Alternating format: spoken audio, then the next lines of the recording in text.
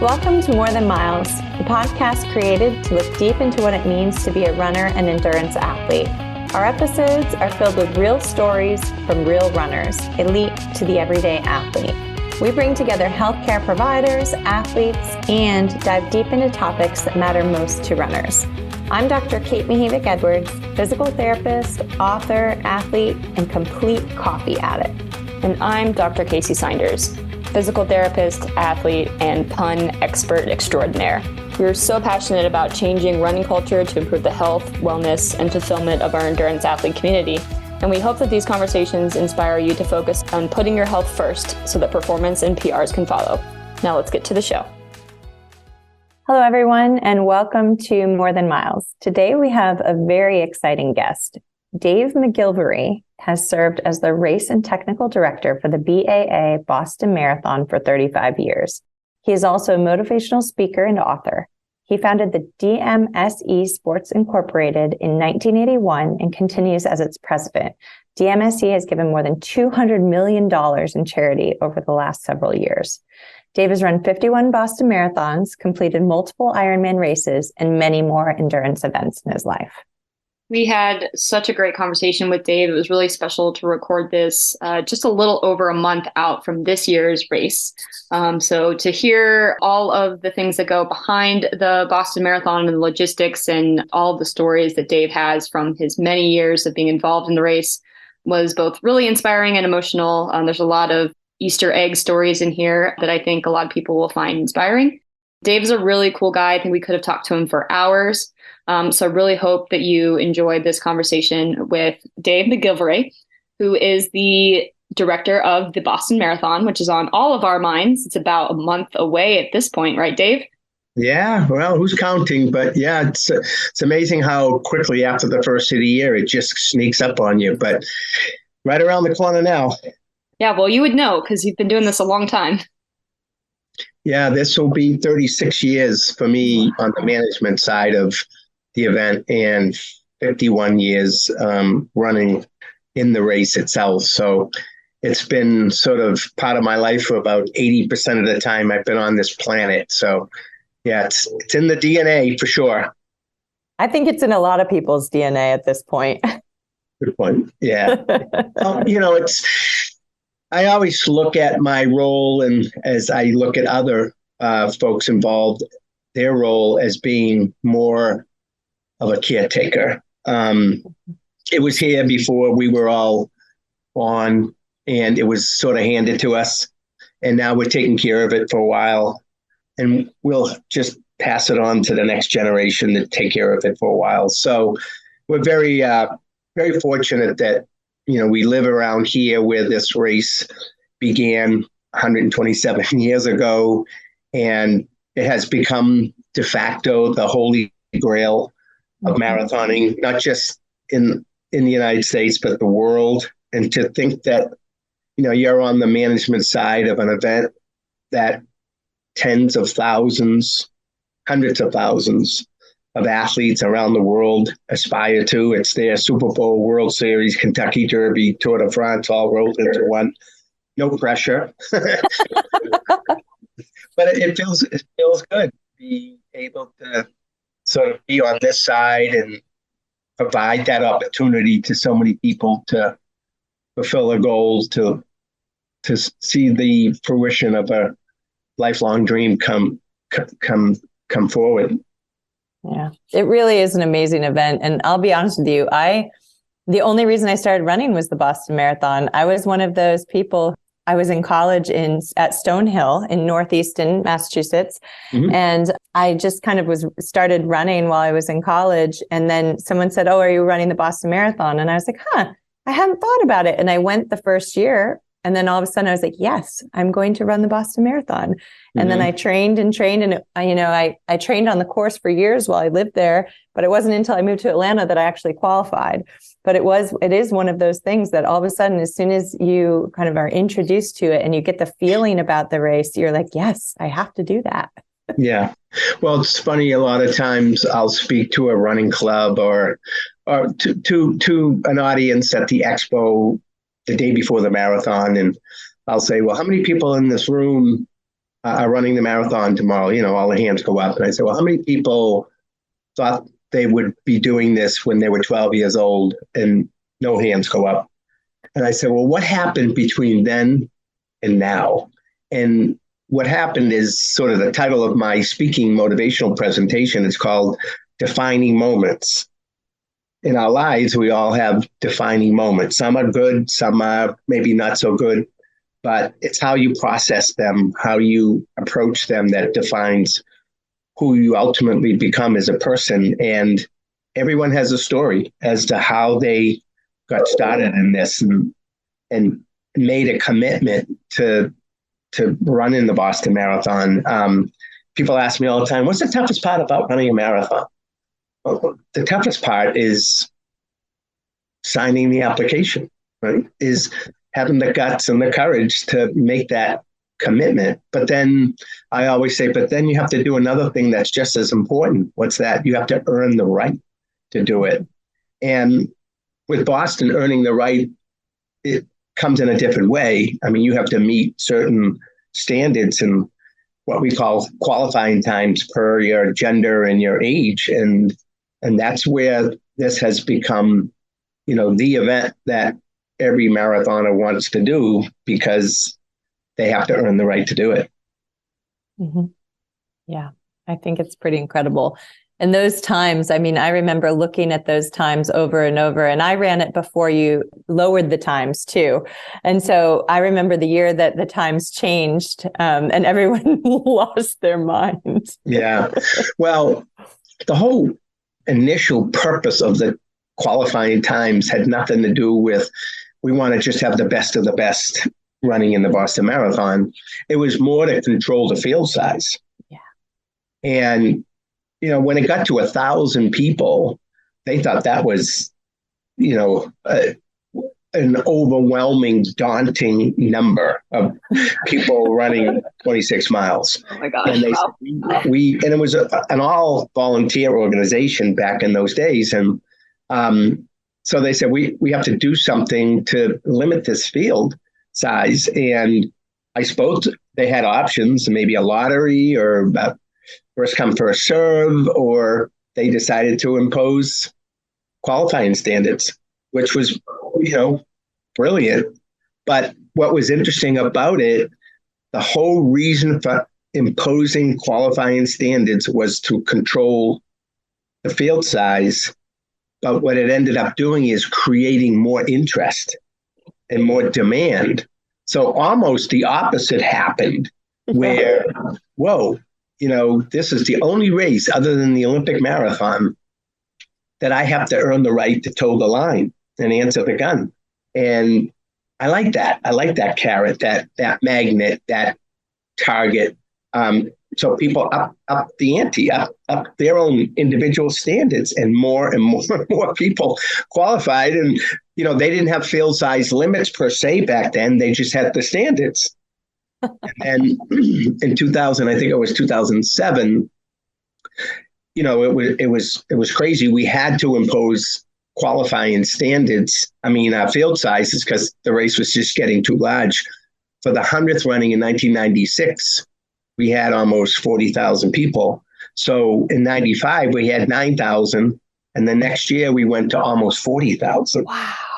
Over 4 times the field size. And relatively speaking, we have a really tight, narrow course compared to the 17 lanes on the Verrazano Bridge or Chicago, London, and all the other races, World Marathon Majors.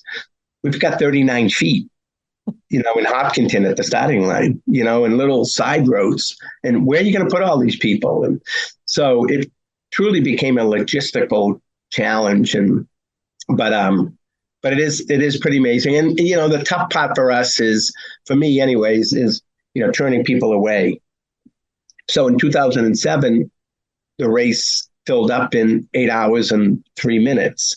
Prior to that, it would be open for months and months and months. So if you qualified, it was effectively a guarantee that you could get in. And so you qualify, you cross the finish line of the St. Louis Marathon, you go, I'm in Boston, right? But then all of a sudden 2007 comes and it fills up. at record pace, and people get shut out. Mm-hmm. And so we said, we gotta fix this somehow. We can't have a heart surgeon who's doing open heart surgery that morning, who qualified for Boston, who can't get to his computer till later on that night, and he goes to log on to register and he's out. Yeah. That's not fair. So what do? And so we changed the whole program for the next year. And basically we lined everyone up at the door and we took the best of the best. We asked ourselves, well, who are we? What do we want to be? What do people look at us as being?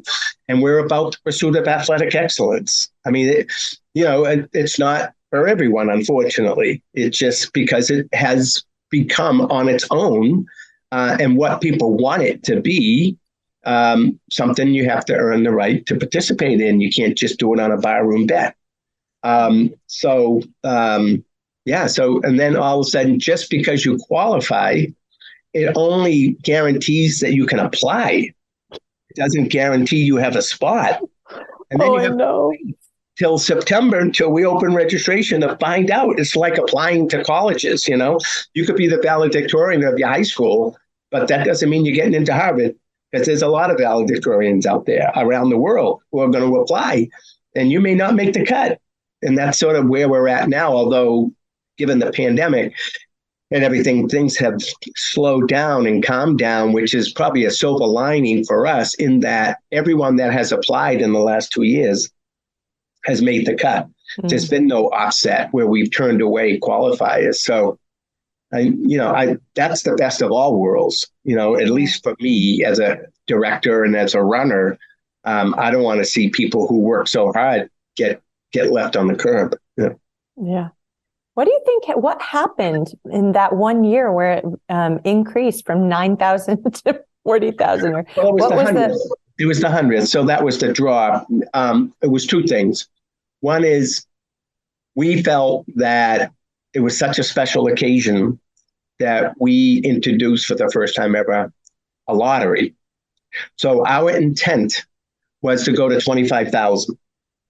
And we didn't shut anything down or anything. We just thought, okay, we're going to get our obligatory 10,000, people who typically register. Then we're going to open it up to a lottery, and we're going to pick 15,000 for a total of 25. So we had almost that amount of people registered prior to the first of the year. We did our lottery. We had close to 25, but we never shut it down. It wasn't a field size limit. It was more just a field size that we were shooting for. I don't know how or why, but all of a sudden, everyone started registering qualifiers. And it was hard because we hadn't said we were ever going to shut it down. So we didn't shut it down. And come March, we had almost 40,000 people registered. But what was interesting is those of us on the planning side, we were planning for a 25,000 person race. I was going to ask, what did you do when they were like, Dave, we're going to have 40,000 runners? We had to scrap all our plans and start over. Wow. We started over with 2 months ago, transportation, athletes village out at the start. Just, there were no wave starts back then or pulse starts. We had to line everyone up, on street. So I had some on Main Street, some on Hayden Road, some on Grove Street. Gunfire, they took off, and then this group took off, and then this group took off, and then this group took off. And, it was funny, though, because we have qualifying standards and, the majority of people in the race say qualified, you can seed them according to their ability level, so they cross the starting line quicker and more efficiently than if they just all were mixed together. And people were saying to me, it's going to take 5 hours for everyone to start the race. And I said, no, it's not. It's going to take under 30 minutes. They said, no way, 40,000 people in 30 minutes, impossible. I said, well, that's why you're not directing it. And maybe I am, because I know a little bit more about this. 29 minutes and something seconds, everyone crossed the starting line. But still, you're standing in line for a long time, but whatever. Anyways, that's how that all played out. Wow. That is, I can only imagine what those few months looked like. No, it was, and it's hard because you've already accepted them. It isn't like you can say, oh, we were only kidding. We're going to turn you away now. Oh my God. And, I mean, we've set the standard. I'd like to think in terms of race management and operations and logistics, and it's a well-managed event. And so, we had to produce a quality event, not just quantity this time, but quality. And no one had ever done that before. And at that time, it became the largest marathon in the history of the industry. So, and then, just ordering more of this and ordering more of that. And yeah, it was crazy. But and then after that was over, it's like, okay, in 1997, now what happens? Like, does it just go right back to 9,000? Does it go to 10? Does it go to 15? And so it did, since we didn't have a lottery, it just dropped way back down to like 10 or 11,000. But then incrementally, the race has grown over the years up to the point where, well, after the bombing in 2014, 2013 was the bombing, but in 2014, there was such a demand for so many people wanting to come to sort of prove that, goodness overcomes evil and all that. We upped it from what our standard was at that time of 27,000 to another wave of 9, which made it 36,000. So it became very, very close to the largest that we had ever had it at the 100th. But then we went back down to 30,000. And for the most part, it's been 30,000 for the last, almost 10 years. Yeah, I was there that day, Dave. I ran in 2013, and it was crazy. And I'm sad I couldn't go back in 2014 to be part of that, because I felt like it was a really cool statement that a lot of us in the running community were trying to make that year. The year before was the hot year, 2012, and it was like 90 degrees almost at the start and along the course and at the finish. And that was brutal. We were in the sort of war room the few days leading up to it, and like, go or no go. If you don't fire the gun, no one gets hurt. So if you do fire the gun, it's on your watch, even though everyone still wants to run for the most part, right? They earn the right to be here. They want to run. But even though they may be able to run, can we manage through all of that? If there's that much carnage, like we only, it was funny. I stood up on the starters platform that year and I said, hey, listen, we're a team. There's you and there's us. We can't fit all of you in our medical tent. So we can't take care of all of you. We'll take care of some of you, but not all of you. So you have to take personal responsibility and you got to back off. And this is a PR day and all that kind of stuff. Anyways, we survived and got through it. I mean, we transported 250 people to area hospitals. We treated 2,500 people. It was brutal. So, I was saying next year we got to have an easy year. This is nuts. We can't keep doing this. Oh. And 2013 came and it was a great shot of the day. I mean, it was beautiful. It's the most, I've done it. This will be my 5th this year. I've done it 4 times, and that's the best weather that I've ran in. So I'm standing at the start. And ironically, I had a 26-second moment of silence for the victims of the Sandy Hook, tragedy that had just occurred. And it was so eerie because there's silence like crazy over the start in Hopkinton. You could hear a pin drop. Little did I know that 26 miles away and only a few hours later, we were going to be experiencing our own tragedy right here. But the gun, we got everyone off and the gun fired and I'm riding the motor scooter in the lead and everything's cool and cross the finish line and everything's great. I went in the medical tent, not much business there because it was a good day, and went to the bleachers to see my kids and my wife and gave them all a hug. And then, everything was going so well, I decided, okay, I usually run the race after everyone else. So I went back out to Hopkinton to start my run later on in the day. And that's when I got the phone call saying what had happened at the finish. And, they said 2 explosions. I thought it was like some generators or something, but the state police rushed me right back. I'm calling my family on the phone.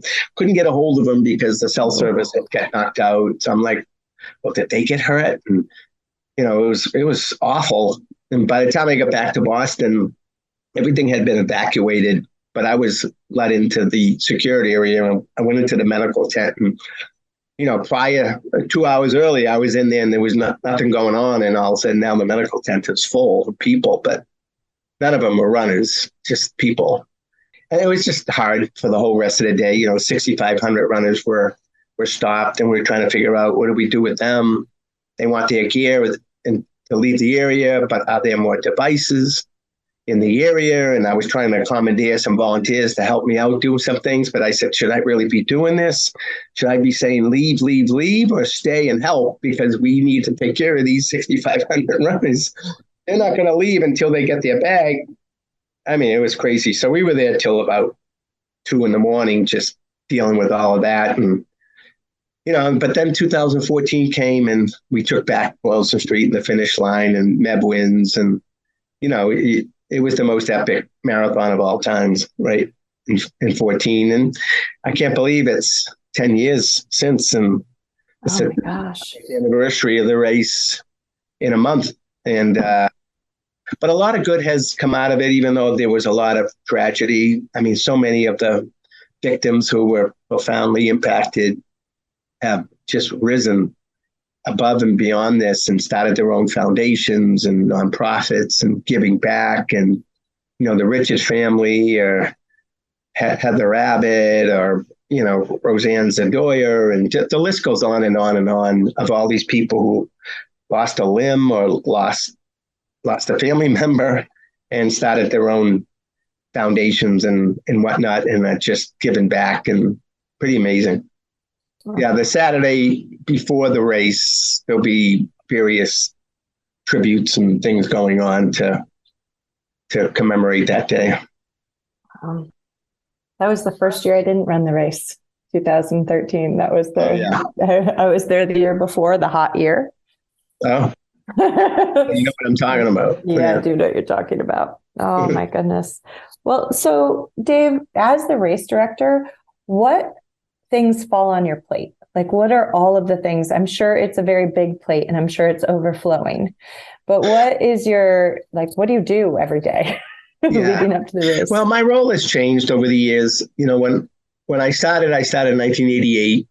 Reason being is there were some incidences at the start, accidents. There was a wheelchair accident and there was a rope tripping accident. And anyways, and at that time, the organization was mainly a volunteer organization and whatnot. But so they decided they needed to hire an outside operation type person to look over this a little closer. So they brought me in as a technical coordinator.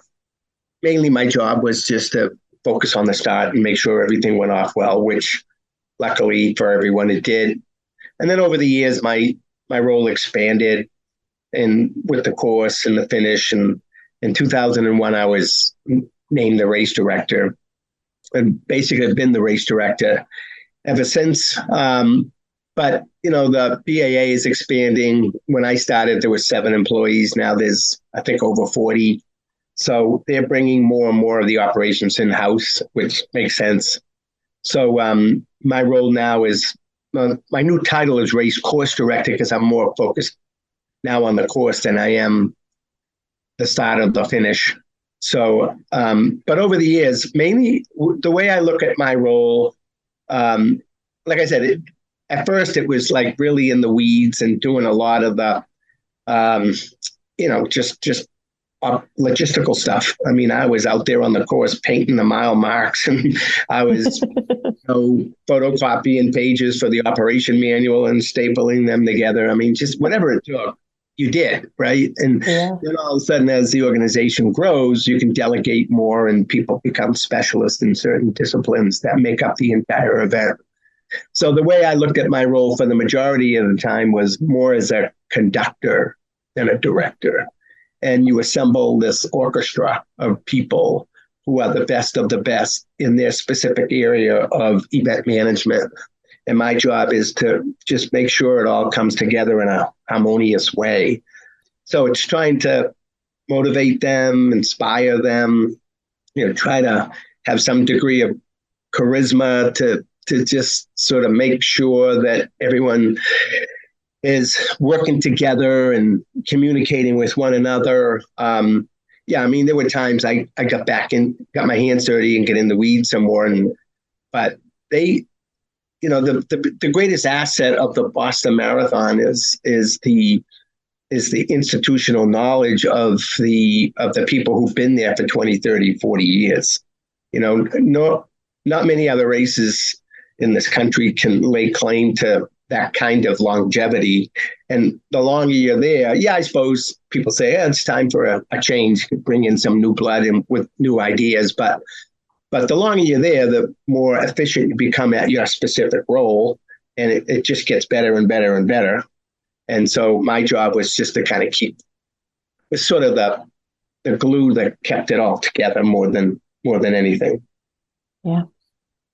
There's so much to do for every race. And like I said, I can only imagine Boston. We work a lot with the Atlanta Track Club, and I've worked in the medical tent for the Peachtree for years and talk about a hot race and how many people are going down and being transported. And that's only a tiny portion of what you're seeing on a regular basis. But that's the part we see.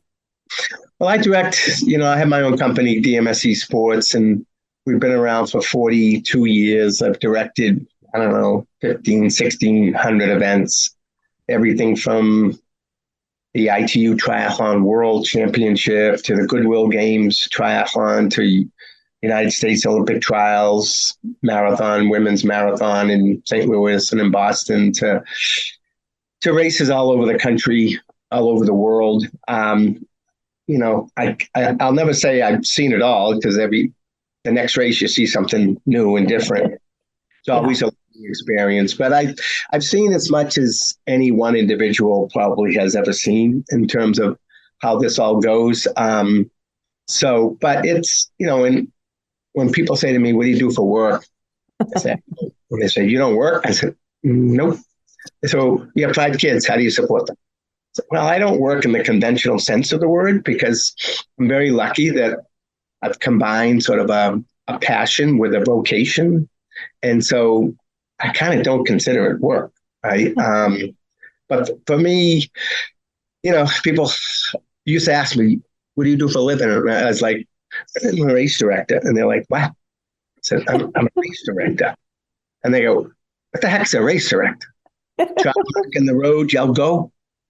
Well, I guess that's sort of what it has been. But now when I look at what I do, I say, no, you know what I do? What? I help raise the level of self-esteem and self-confidence of tens of thousands of people in America. That's sort of what it all comes down to. And, to be able to have people commit, earn the right, toe the line, answer the gun, run the course, cross the finish line, get a medal, then you see magic happen. They go home feeling good about themselves. And there's nothing more powerful in this world than to feel good about yourself, because it's the foundation by which we accomplish everything in our lives. So just to think that I have a little small role in some of that, to create an event, to have people, commit and then go home feeling good about themselves. It's a good feeling. Yeah, it's a very good feeling. Yeah. Pretty great job. So Dave, what does a typical Boston Marathon race morning look like for you? Take me through it kind of start to finish. Well, up relatively early, like I normally am. I usually... Wait, hold on. Can we stop for a second? I have to address this relatively early thing, by the way, because I'm not a morning person. Okay. I understand that you get up at, is this true? 3 a.m.? 2 a.m.? Oh my God. That's like almost the day before. I want to get a jump start on the rest of the world. Don't you get it? I get it, but not in that way. Wait, what time do you go to bed? I really need to understand. That's the question. I go to bed at 5 in the afternoon. No, I don't. It depends. Depends on, I go to bed when it's time to go to bed. It isn't a specific time. It's like when it's like, okay, I'm done. My body just says I'm done. And then you go to bed. My head hits the pillow, I'm out. I don't toss and turn, because I don't go up there until I'm ready to go. I don't know. I always felt sleep was overrated. All right. Oh my God. So everyone thinks sleep is so wonderful, and God bless you for all that. But if you sleep 8 hours a day and you live to 90, you just slept 30 years of your life. Gosh, Dave. I'm not Dave's giving going to that lecture up. you here in a second. I'm not giving that up. I mean, there's a lot to do. We're only here for so long, right? I got a lot I want to do, and I'm not going to get it done by sleeping.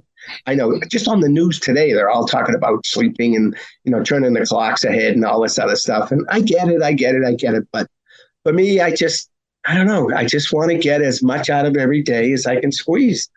Yeah. Listen, when kids ask me, what do I want to be when I grow up? I said, well, what makes you think I want to grow up? But beyond that, I said, I'm not really sure. And then I saw a billboard on the highway one day, and I said, had one word on it. And I said, that's it. That's what I want to be. And the word was accomplisher. Yeah. It's all I want to do. I want to just think about what I want to do, set goals, work hard, earn the right, accomplish them, check it off the list, and move on to the next one. Well, I got lists and lists and lists of things that I want to accomplish. And I'm not going to do them by sleeping. Dave, you're the perfect person to lead this entourage of Boston marathoners. I can't think of. No, everyone hates me for that. Like, oh my God, here he goes. 2:00 in the morning. I get 30,000 emails from Dave. Well, it's okay, Dave. My team gets a lot of emails as well, but I will guarantee they're not at 2 a.m. Not anymore. What's interesting is when I send them, like, you're not getting replies because people are sleeping. And then when I do get a reply at like 3:30 or 4, I get upset. I'm like, why don't you go back to bed? Like, I don't want to keep going back and forth with you. I got plenty more to respond to it. I don't want to keep going volleying back and forth with you. Anyways, so I get up early, and then, I do my thing on the computer, blah, blah. And then I head out to the start, I don't know, around 3:30, 4. Get out to the start. We have a military march that starts at 6 a.m. So they're National Guard soldiers who walk the course. There's about 50 of them. And so I meet with them and speak with them and give them their instructions and this side of the road or that side of the road. When the leaders come through and the lead vehicles come through, make sure you're not in their way, blah, blah. Thank them for their service.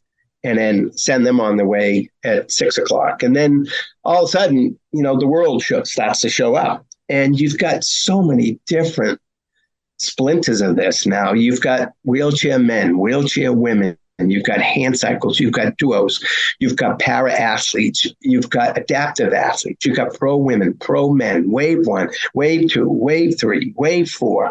I mean, all of that, and you've got to organize it all in one small piece of real estate, and you only get this much time. And there's no room for error. None. Zip. You've got international TV, 1,200 members of the media here. It's being beamed in over 100 countries around the world. You can't mess up, right? So all of it is just, it's on paper somewhere, and it's in unified command centers, and it's all over the place. But mainly for me, it's in my head. It's like, okay, I gotta be on my game, whatever. So, and typically it's gone really, really well. All the starts, bing, bing, bing, bing, bing. Make sure lead vehicles lined up. Here come the pro men, here come the pro women. There's a gap of time. And if anything got delayed, everything else has to get delayed by the same amount afterwards. And all that stuff has to be going through your head. But once all that is pretty much on its way, I jump on a motor scooter, and I look like a geek, but it's function over fashion. And it gets me where I want to go, and quickly, you zoom all over the place. And I'm not out there to watch the race per se. I'm not a spectator, right? I'm making sure that things are set up properly, state water stations, timing mats, all that down course. But the most important thing I'm actually doing, because usually everything is set up fine, I'm observing. And I'm the only one in the entire organization, I think, that is fortunate enough to be in a situation where I see everything. I see the start, the athlete's village, the pro athlete holding area, the wheelchair holding area. because I'm there. I see everything. Then I'm on a scooter and I see the entire course and get off the scooter, see the finish. Then I walk the whole finish area, see all the services and all the team captains, see all of that. I see all of it.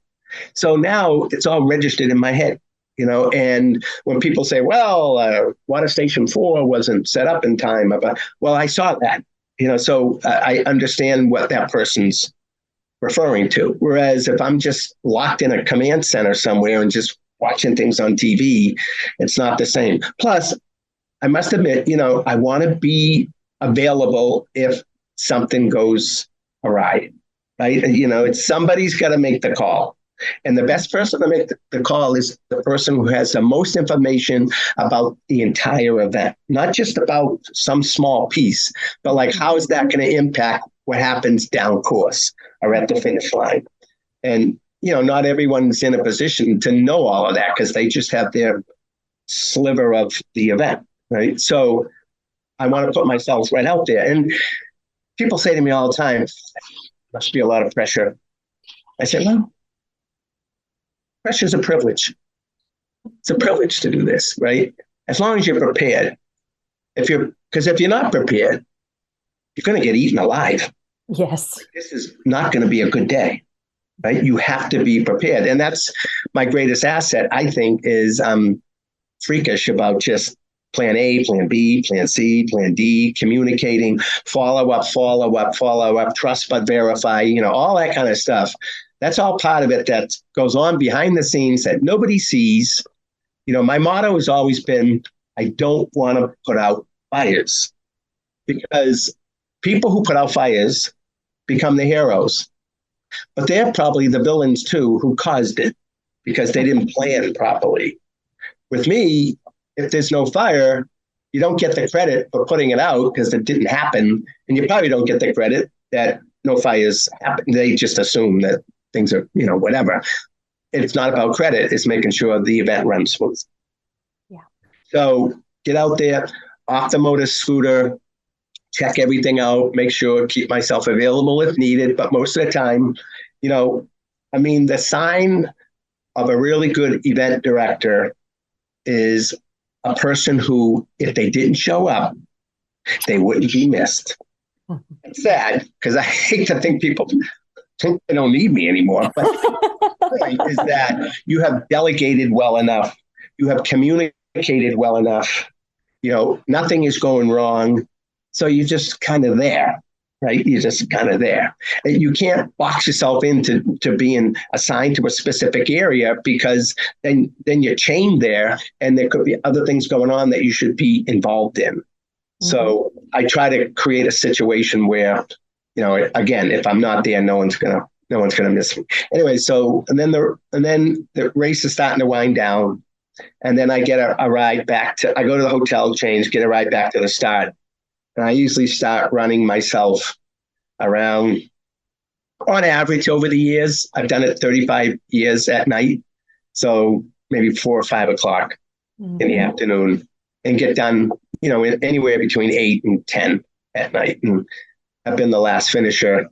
But what's cool about that too, it's like the calm after the storm. Yeah. It gives me a chance to reflect on the day, and I'm already working on next year kind of a thing in my head, saying, well, that went well and this didn't go as well, and we got to do this and we got to do that. And all of a sudden, I'm in Wellesley by the time wow, I just ran 13 miles. I don't even remember it because I'm thinking about what just happened earlier in the day.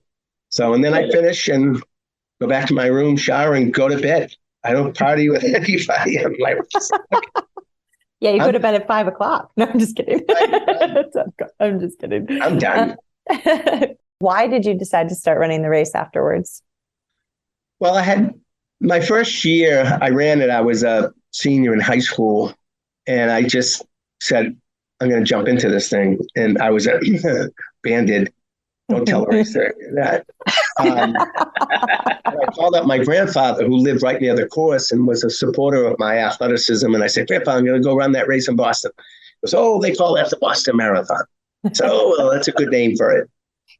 I'm going to go run it. He said, okay, I'll meet you at the 24-mile point. All of a sudden, my brother drives me out. Long story short, I get to the hills in Newton, have never run that far in my life. bam, down I go, flat out in the hills. Got taken to the Newton Wellesley Hospital in an ambulance. Got to the hospital, called my parents. Can you come pick me up? Where are you? I'm in the Newton Wellesley Hospital. What are you doing there? Never mind. Come pick me up. They picked me up. Call my grandfather. Don't worry about it. Yeah. Call my grandfather, no answer. Call my grandfather, no answer. Finally, 9:00 at night, he answers the phone. I said, Grandpa, where have you been? He goes, Dave, where have you been? I've been waiting for you all night. Old man Kelly goes by. The street sweepers go by. No Dave. I said, I know. I quit. He goes, what? I said, I failed. He goes, yeah, you didn't fail. I said, I didn't. What'd I do? He said, you learned. I said, what'd I learn? You learn you cannot go along in life and set reckless goals. You had no business being in that race, and you know it. Wow. Yeah, you're right. He says, now you train for it next year, and I'll be waiting for you here. I said, all right, deal. Well, 2 months later, my grandfather died. Oh. And I was like, okay, I got to do this. But Grandpa, I turned 18. I officially registered because now I was 18 and I can officially register. I trained like the Dickens. I was running 120, 130 miles a week, 18-year-olds, freshmen in college, ready to go day before I get sick. And my parents said, you can't run. I said, I have to run. The newspapers are saying, Dave running in memory of Grandfather. I said, can you give me one thing that no one else has ever given me before? What's that? A chance. Can you just give me a chance? Isn't that all we ever want in life? Is a chance? I said, okay. They drove me out to the start. I take off. I get to 5 miles. I'm toast. I'm like, oh, this is awful. They were right. I kept going. I saw my parents at the halfway point in Wellesley. There's my mother. What's she doing? Crying. Why? Because that's what mothers do. They cry. Because they're worried about you, right? They're worried about you. But then there's my father taking pictures, of my mother crying. Cry over here. I kept going and going and going. I got to the hills in Newton where I dropped out the year before, and I'm doing a survivor shuffle over the hills. And this is awful. And then finally got to 21 and a half, right by Boston College. Bam, down I go again. Drop out of my second Boston Marathon in a row. And I sitting on the curb, head in my hands. And all of a sudden I turned around and I said, this place looks familiar. And a defining moment happened. As I turned around, I saw my grandfather's tombstone. He was buried in the Evergreen Cemetery, which is right on the Boston Marathon course. Wow. And that son of a gun said he'd be there waiting for me. And he wasn't there physically, but he was there spiritually. He kept his end of the deal.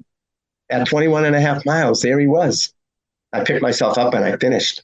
And I said to myself on that day, April 1973, I was going to run this race every year for the rest of my life in honor and tribute to the lesson my grandfather taught me about earning the right to do these things. I've never dropped out of a marathon since. I've run 166 of them. And so I ran 15 of them in a row. And then I got a call saying, hey, we want to hire you. And I'm like, what do I do? Do I run in it or do I help run it? Like, I didn't know what to do. It was a hard decision to make. I said, how can I give up the opportunity to direct the Boston Marathon? Like, I can't do that. But I made a commitment, and I don't know, I'll figure it out. So I took the job. And I'm standing at that year's finish line, 1988, and I'm high-fiving all the runners. And I just was full of self-pity because I hadn't run. And I said I would, and I made a commitment. So I tapped a state police trooper on the shoulder. And I said, officer, will you do me a favor? He goes, what? I said, will you drive me back to the start? He goes, why? Did you forget something? I said, yeah, forgot to run. So he drove me back to the start, 1988. I started at 8 o'clock at night, and I finished at a little after 11. I was the last finisher, and I've been the last finisher for the last 35 years. So April was my 50th consecutive Boston. So, yeah. So it was pretty cool. That is pretty cool. That is pretty cool. Yeah. I'm not a mom, but I'm crying a little bit right now. I was crying too. This is not fair, Dave. Well, my goal. I've heard this story on other podcasts before, but yeah. Well, the most Boston marathons ever run is by Johnny Kelly, 58. And he was a dear friend of mine. He and I was a pallbearer at his funeral. He died when he was 91. His last Boston, he was 81. He ran 58 Bostons, not consecutively, but he finished 58 of them, started 61. And it was funny because one year I finished at night and I walked into the hotel lobby and there's old Johnny and he comes up to me, gives me a hug. He goes, "Oh, how many now? How many now?"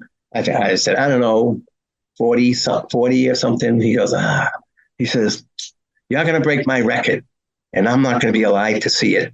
Wow. I said, "Johnny, I would never, ever, ever, even remotely, say that I could ever achieve what you did, 58 Boston marathons. Like, that's unfathomable. Like, how can you do that? How can anyone do that? Show up, even just show up on the same day every year on the same day at the same place. What if there's something, whatever?" And, April will be 51. So chipping away. And I'm not going after his record. I don't want to, whatever happens, right? But getting close. And getting older. That's all it's teaching me. It's not that I'm staying fit. It's just saying I'm getting old. Yeah. So what about your family? You were talking about your family before. And I know because I'm working all the time myself. Are they involved in the race? 5 kids, 2 older boys and 3 younger kids. My oldest actually works for my company now. He was in sports turf management, and now he works for me and he works on the Boston Marathon. So he has a very important role with the race. So yes, so he's involved. My second son is out in LA, Hollywood, going to be the next Steven Spielberg, and I think he'll get there. So he's doing documentaries and short films and stuff. So he ran Boston once when he was a student at Harvard University. I mean, then neither one of them are quote unquote runners type, run regularly. My younger kids, Luke is a junior in high school. He's probably the 3rd or 4th fastest junior in the state for the mile and 2 miles. So he's gonna get there. And my daughter Ellie is a freshman at University of New Hampshire, and she ran cross country and track at high school. And she wants to run the marathon someday. So she's an avid runner, but not necessarily highly competitive. And my other daughter could care less about running. She plays volleyball and doesn't even want to talk about running. She's 13. Someday she'll see the light. That's right. Maybe it's because she's 13. I just don't know how you can't catch the bug if they live in the house with you. My wife has run 3 marathons, Dublin, New York, and Boston. Yeah, so, it's in the family. I mean, we all, what I do. I understand. I mean, we talk about things at dinner and all the time. And I only have one son, and the 3 of us, we're always talking about running and athletes and everything. So it's hard when you spend a lot of time doing that, and that's part of your life. And like you said, it's not a job; it's what you love to do. I feel similarly. So it ends up seeping into the culture of your home. Yeah. Well, my whole missive now, I've done over 1,900 motivational speaking appearances. I've written 4 books. I've run across the country twice, run up the East Coast of America once, done a 24-hour swim in a pool, a 24-hour bike ride, a 24-hour run. I've done the World Marathon Challenge, running 7 marathons in 7 days on 7 continents. I've run my age on my birthday since I was 12. I'm 68. So I've done a lot of this silly endurance stuff. In fact, today's the 2-year anniversary of running every day without missing a day. I just thought I'd set that as a goal last year, and I did it, and I just kept going. And today's 2 years of without missing a day of 3.5 miles or more. Wow. For me now, it's all about, a couple of years ago, I was out running and I could feel this discomfort in my chest. I said, what the heck's going on? Did I eat the wrong thing last night? Or did I get out of the wrong side of the bed? Or did I not get enough sleep? Whatever. Anyways, it persisted, and I said, I better get this checked, and went to Mass General Hospital, and they did all these tests, echocardiogram, stress tests, EKGs, and said the same thing. There's nothing wrong with you. I said, yes, there is. I can't breathe when I'm running. There's something wrong. You gotta give me the big boy tests, guys. Got to look under the hood.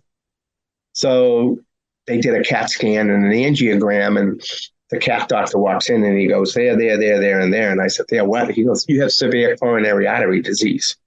I said, what? I said, no, really, what's going on? He goes, no, you do. I said, how can that be? I said, is it genetics? Is it self-inflicted? And they go, I don't know, that's your call. I said, it's probably both. I have heart illness in my family, and I have broken some rules in my life in terms of diet or sleep or stress, and all that adds up, I'm sure. So I turned to the doctor and I said, zip it up. He goes, what? I said, don't tell anyone. He goes, why? I said, because it's a ding in my armor. Like, I'm supposed to be this guy who's all fit guy, and now I'm ill. Like, and I don't want these people to think that I ran too much and hurt myself, because that's not the case. And then all of a sudden it leaked out that I had this heart illness and whatnot. And I would get emails from runners all over the country saying, I heard about your illness. And when I heard about it, I said, I have the same symptoms. And if it can happen to him, it can happen to me. And I went to the hospital, I got checked, and I walked out with 3 stents, and you saved my life. I said, I saved your life?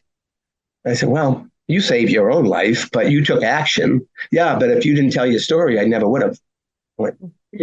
So I said, you selfish son of a gun.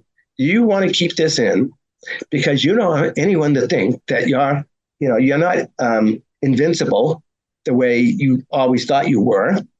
Said, and then I realized just because you're fit doesn't mean you're healthy. I always thought it did. So I changed everything. I mean, my diet, nutrition, everything, right? And in 5 months, I lost 27 pounds, lowered my cholesterol level by over 100 points. And I said to myself, I want to go back to Hawaii and do the Ironman triathlon. I had done it eight times already in Kona. So I want to do it again. I haven't done it in 25 years. I need a magnet. I need something that really drives me. So I called the Ironman folks and I said, any chance? And they said, you? Yeah, sure. But you got to get a note from your doctor. I said, what? A note from my doctor? I've never got a note from my doctor, ever. They go, well, we heard about you, and we don't want you going down in the lava fields. Oh, okay. I go to my doctor. Can I have a note? He goes, no. I said, why? Because I don't want you going down the lava fields either. I said, well, what's it going to take? He said, we got to do another CAT scan, see what happened. I said, all right. Went in, did a CAT scan. He goes, oh, my God. I said, what? He goes, you just reversed your own coronary artery disease by 30-40%. Because of all the changes you made. I gave up everything. I just gave up everything and lived a better life, a healthier life. I was now dealing with my health, not as much my fitness. So I went back to Hawaii and did the Ironman.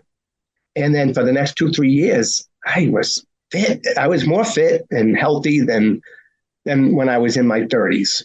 Then I went and did the World Marathon Challenge, running 7 marathons, 7 days, 7 continents, and I banged that out. And then I got home. All of a sudden, I could feel it again. I'm like, I thought I beat this. Went back in and had a CAT scan, and they said, you have 95% blockage in your main artery. I said, what the heck? How'd that happen? I thought I fixed it. He goes, you can't run away from your genetics. So I said, what are my options? He said, 1, we can do nothing, but you have to live a sedentary life. Cross that off. Or we can stent it, but it's near your heart and it's risky. I said, nah, I'm not going to mess around with my heart. Or we can do open heart surgery. Nah, I don't like that either. I don't want you to cut me open. Well, you've run out of options. I said, all right, here's the deal. This is race in Boston, this little road race in April. I shuffled through it half a dozen times. Well, 47. And what do you think? If I have the surgery, 6 months. He gave me the best possible answer. He didn't say, no, I don't think you can do it. Yes, I think you can do it. He said, I'd be extremely disappointed if you couldn't do it. Mm-hmm. Give me that 4-letter word, hope. I said, okay, let's do this. So I had open heart triple bypass surgery in October of 2019 and 2018. And 6 months later, after a delicate balancing of recovery and training, I ran my 47th Boston Marathon and finished. So the lesson here is if you feel something, say something. we're not invincible. No. We all got to take care of ourselves. The number one person on the planet for everyone should be you. You got to take care of yourself. So you don't have to burden someone else to take care of you for you. And you can put yourself in a position where you can actually help other people. Lesson learned. God, Dave, it's so interesting. So the reason I don't run the Boston Marathon anymore is because I have a rare genetic heart disease that was diagnosed the year my son was born. And it's not, and it's a ARVC. I have a defibrillator, but there's no treatment. Yeah. And so that's why I no longer run. But I actually, similarly, it happened to me out on a run a few times, and I actually passed out in a few marathons. Really? See? And I kept going to the doctor, and nobody. I passed all the tests over and over and again. So did I. Because they said you're so healthy, and I kept saying, well, yeah, I run, I do all these things, and I felt like the healthiest person in these crazy waiting rooms, and as doing triathlons and marathons. And then finally they figured out what it was. And I too changed my whole life, but I still can't run because it's progressive. And, but I had to do all the same things, change your diet, change how you framed things, I'm a meditator and stress, all of it now. And it was the same thing. I kept having these symptoms and didn't tell anybody at first. And then finally it was caught. And then I wrote a book about it, and I do motivational speeches about it too, because same thing. Like if you don't talk about it, people don't know. Yeah. Especially in our population, like healthy runners or runners that think they're healthy. Well, so I've always said after this that I think the most vulnerable people on this planet are the most fit people on this planet. A lot of them are in denial. I know I could count them, 7 friends over the years who were Olympic trial, 220, 218 to 222, right? In that range, who went out for a run one day and didn't come home. And I wish I could talk to them and say, what happened? Like, did you know, but you were in denial? Did you fight it? Did you not know? Was this just sudden? At least with me, I got a warning. Yeah. Right. And then I acted on it. And even though the initial response was, you're good. And I said to my cardiologist, I said, why is the stress test showing there's nothing wrong? He says, because you develop your other arteries so much that they've overcompensated and this is not detecting it. I said, well, that's not good. Because if I wasn't persistent, like, no, I'd be talking to you right now, because I would have just kept going. The doctor said, I'm okay. You're not going to die of a heart attack. Oh, yeah? That's the same thing that happened to me. I had to go to 4 cardiologists. Yeah. I went to 4, and because I kept saying, I know something's wrong with me. Yeah. I know something's wrong. It's not right. And finally, I found someone that could figure it out and actually said, okay, you know what? This typical test isn't going to work for you. Maybe we should push it and go outside of the box to see if we can create your symptoms. And at that point, we were able to, but it was only because they took a moment, listened to my story, and looked outside of the box. Well, it's funny. I went for a run just 2 days ago thinking about a lot of this and thinking about all my friends who are elite athletes who have heart illness. I know 4 have won the Ironman in Hawaii multiple times. I know professional football players. I know people who've won the Boston Marathon, who have heart illness. And it's like, anyways. Yeah, I know. This could be a whole nother discussion, Dave. We could talk for 2 more hours on this, maybe another time. But you're right. Well, this has been really great. Thank you so much for spending an hour with us today. And I mean, I know you've got lots of lists that you have to complete. So I really appreciate it. That's just one less hour I can sleep tonight now, guys. Thanks a lot. Don't make me send you research about how sleeping. I'm teasing. I know. I should take my own medicine. I get it. All right, Dave. Thank you so much. Yeah. Thanks, Dave. Thank you so much for listening today. We are so happy that you're here. If you enjoyed this conversation, share it with a friend. Even better, share it on social media, because sharing is caring. And the more people we can reach, the better. Another way you can help us out is by leaving a review on Spotify or Apple Podcast. So give us those 5 stars and tell us how awesome we are. Really, we love to hear how awesome we are. To support our work financially, you can also join our Patreon squad at patreon.com/morethanmiles, where for a few dollars a month, you can help us keep the show going and growing. This season is sponsored by Fast Bananas. Why buy multiple subscriptions made for everyone when you can have one specifically crafted for runners? Fast Bananas has online yoga classes, strength training programs, meditations, recipes, communities to ask questions, and so much more. Check out Fast Bananas at fastbananas.com or follow them on Instagram at fastbananasrun. Don't forget that training is so much more than miles.